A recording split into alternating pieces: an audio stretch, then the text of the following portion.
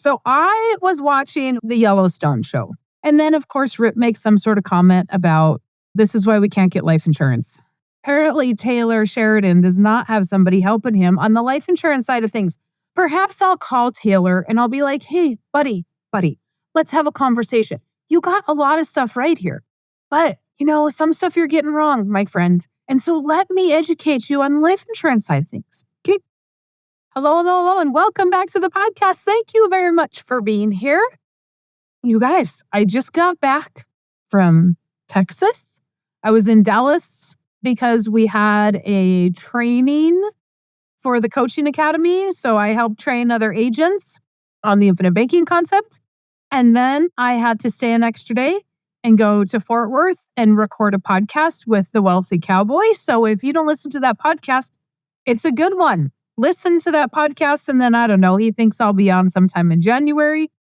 And then I went and looked at a couple of venues for our next client event, if we have it in Fort Worth or maybe we'll have it in Kansas City. It's a toss-up. Either way, this is what I learned. Why does anybody live there? Why? Why would you live somewhere where there's so much traffic and it takes you forever to get places? Not for me. Not for me. And I learned that people don't sleep. I get that there's a lot of people. I understand that. I don't know how many millions of people there are, but there's a lot. And it is 2:30 in the morning. And I was up and I thought, I've been here all week and I've been here in traffic at 2:30 in the morning. I would actually get up and look out my hotel window and see if there is actually traffic.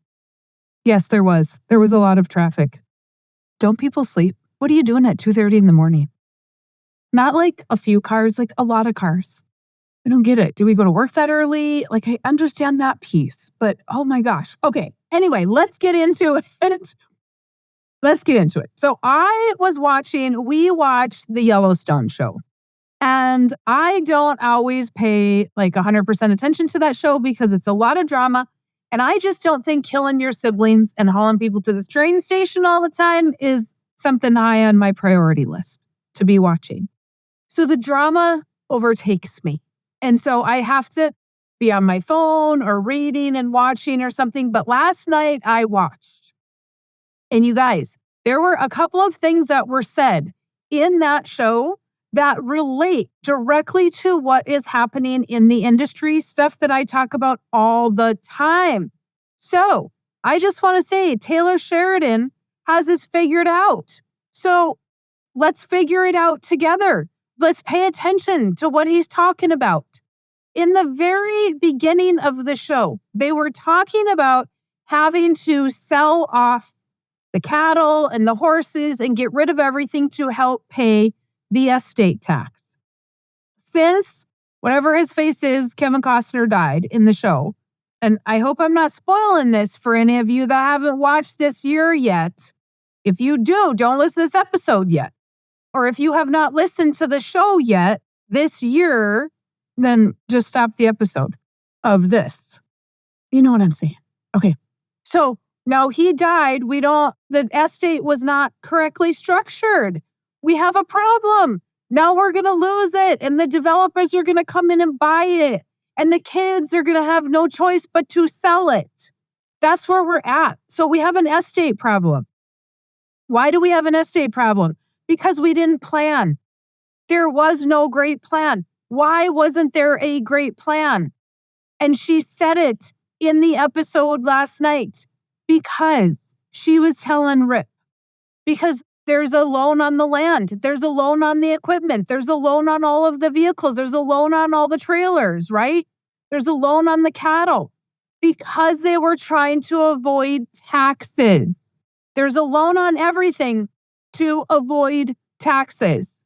So now when we die, there's not enough income coming in to pay the taxes. And Rip says, oh, well, Beth, in ranching, you're lucky if you make money 1 out of 5 years, I believe was his example. I couldn't verify today because I can't find the episode. 1 out of 5 years. And she said, Rip, that's not how you run a business. That's a pipe dream.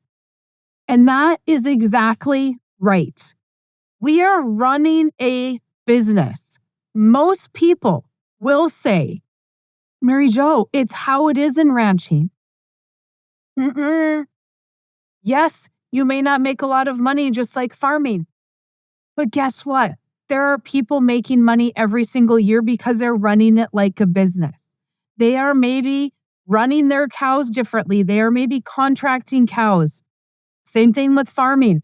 What are we doing differently to make money every single year? Or maybe we make money 4 out of 5 years or 3 out of 5 years, but not 1 out of 5. Are we buying things to avoid taxes because we had that one good year? We buy something to avoid taxes, but the payment on that thing is due every year for 5 to 7 to 10 years, and we only have 1 out of 5 good years. If what he is saying is true, which it probably is very, very close to true, on an average of somebody's whole life in ranching, if that is true, then why are we buying things to avoid tax on a good year? Why aren't we just saving the money, pay the tax, save the difference so that we don't get in this cycle of payments? It was super. Oh, I just loved hearing it. Because whoever's writing the show, which is Taylor Sheridan, he understands that obviously, or he has somebody helping him that understands that this is a business and it must be run like a business. Now, the other thing that they talked about was paying taxes. If we sell it, we have to pay all these taxes. The estate doesn't have the money. And Casey said, if you sell your car, do you pay tax on the value of the car or what you sold it for if you sell it to me for $1? Meaning, if we sell the ranch for less than the actual value, we're going to have to pay less taxes. So if they sell the ranch for $1, they only have to pay tax on the dollar. I don't know what's going to happen next episode. I'm guessing they're going to somewhat just give it away to somebody so that they don't have to pay taxes on it. But they can sell it for whatever value they want to whomever they want. This is the same strategy that I tell you guys to use if you own your land. Decrease what you're asking for per acre and increase the interest charge if you own or finance somebody. So everybody says, we can't sell it because we're going to have to pay capital gains.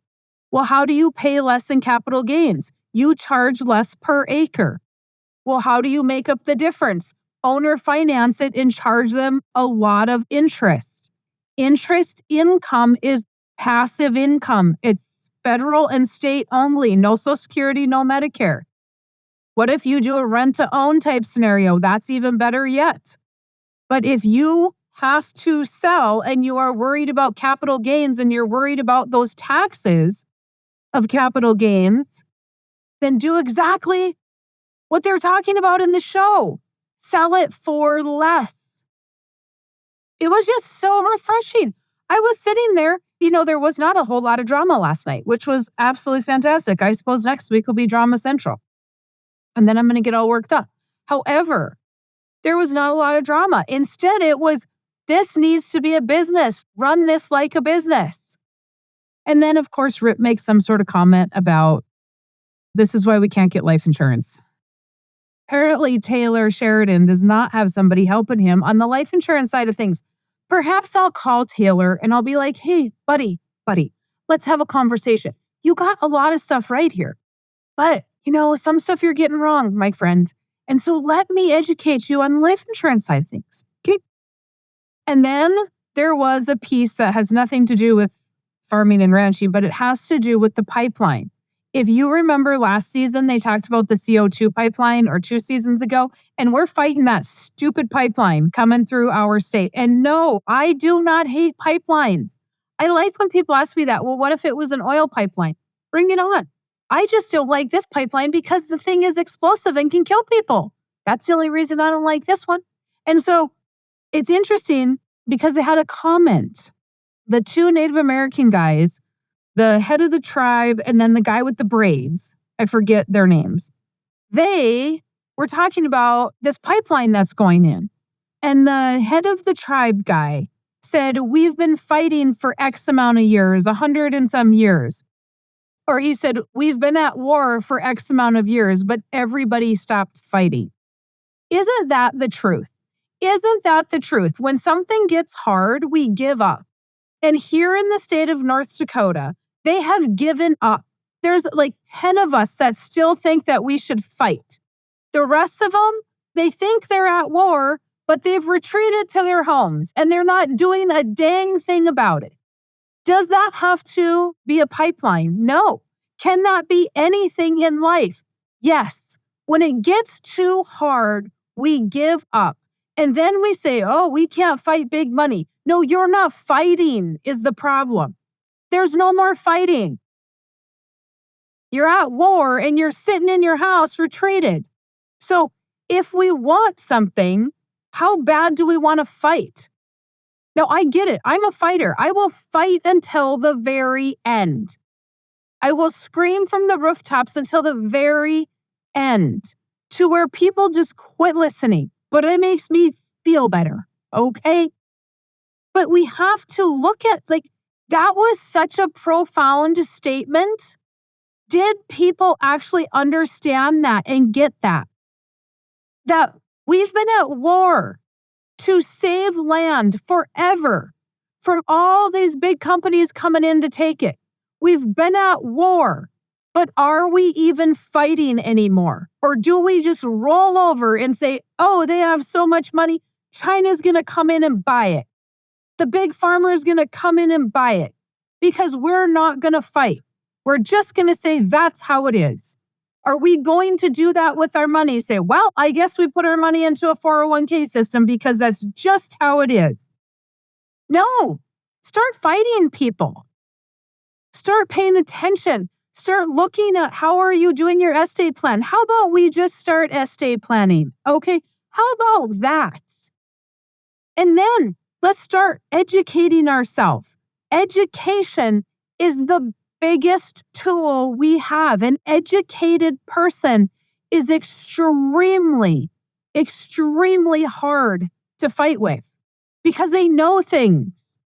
The dumber that we can keep society, the better, because they'll just believe anything that we tell them. It's all aspects of life. It's not just a pipeline. And this pipeline is not even going through Montana. This pipeline is going through North Dakota and South Dakota.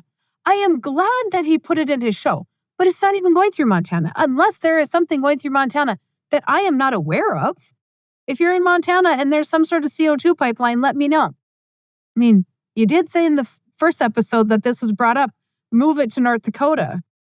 So I'm really glad that Taylor still has it in there and is telling people about it. But nobody's going to go out and educate themselves. They're just going to be like, oh, there's a pipeline. It's a show. No, it's not just a show. Over all the years of that show being on has actually portrayed a lot of what is happening in the agriculture world of people wanting to come in and take stuff over. And they want to do these land grabs. It's really happening. All these people coming in from these other states that want to live on the land. They think that it's just easy. And they're not seeing how hard it is. He has an underlying message in this show outside of taking people to the train station. Let's hope it doesn't get that far. Let's hope that we don't go that far or have to go that far to save our land. But they're fighters. They're fighters. Okay. That's today's episode. Because I thought that was super interesting and I just wanted to share that. So, you guys take that information. If you have not watched Yellowstone, I understand why not. But you may want to just go back and watch all the episodes. Avoid the killing. Avoid the cursing. I'm telling you, he is talking to us in that show about how we are losing farm ground and why we are losing farmers and ranchers. Very interesting. And he's also brought the price up for a lot of horse guys. So that's fun too. All right, you guys, let me know what your thoughts are on the Yellowstone show. Email me. Let me know. Call me. Whatever. MaryJo at withoutthebank.com. Grab your books for Christmas. Get your Christmas bundle so that you can get that out to everybody at the discounted price and you get some audios. Otherwise, you have a fantastic rest of your day. Thanks for listening to the Farming Without the Bank podcast. We hope today's episode has inspired you to take control of your finances in new ways.